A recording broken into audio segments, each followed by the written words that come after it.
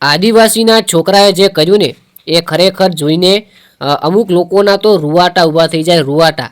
આ કોઈ નાનો મોટો ખેલ નથી. ખરેખર તમને વિડીયો છેલ્લે સુધી બનાવું. પહેલાં તો તમે આ શરૂઆતનો વિડીયો જુઓ અને તમને જે એન્ડમાં બતાવું એ ખરેખર મારા ભાઈ તમે ભાળીને ચોંકી જશો. મારી સામે પહેલી વાર આ વિડીયો આવ્યો ને એટલે મને એવું લાગ્યું કે શું આ ખરેખર હશે. પછી મેં ચેક કર્યું કે આ એઆઈ નથી, આ એક સાચી ઘટના છે.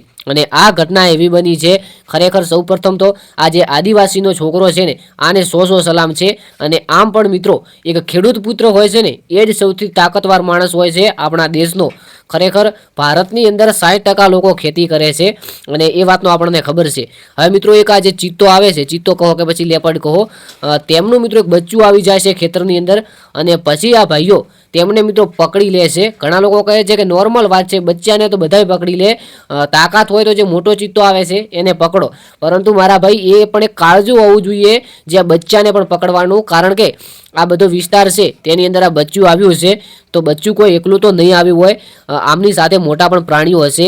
અને વિચારો કે મોટા પ્રાણીઓ પણ અચાનક હુમલો કરી શકે છે જ્યાં તેમનું બચ્ચું ગયું છે. પરંતુ આ ભાઈનું જે કાળજું છે ને આ કાળજાને 100 સલામ છે. કારણ કે એક નાનકડા બચ્ચાને પકડી રાખવું એ પણ કોઈ નાના મોટી વાત નથી. એ પણ એક આપણી અંદર હિંમત હોવી જોઈએ કે આ બચ્ચું પકડવું. ખરેખર આ આદિવાસીના છોકરાને 100 સલામ છે. તમારું શું કહેવું થાય છે આ વિડીયો વિશે કોમેન્ટ કરી જણાવી શકો છો. આ જે ચિત્તાનું બચ્ચું છે આ પકડ્યું છે. ખરેખર મેં તો વિડીયો જોયો એટલે વિશ્વાસ જ નહોતો થતો કે ભાઈ આવું તો ના હોઈ શકે. બાકી તમારું શું કહેવું છે કોમેન્ટની અંદર જણાવજો.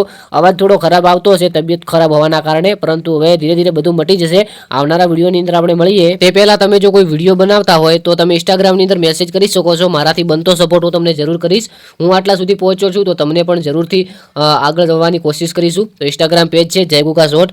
જો પેજ સારું લાગે તો ફોલો કરી શકો છો. બાકી ચેનલને સબસ્ક્રાઈબ કરી લેજો, વિડીયોને એક લાઇક કરી લેજો અને વિડીયો વધુમાં વધુ શેર કરજો.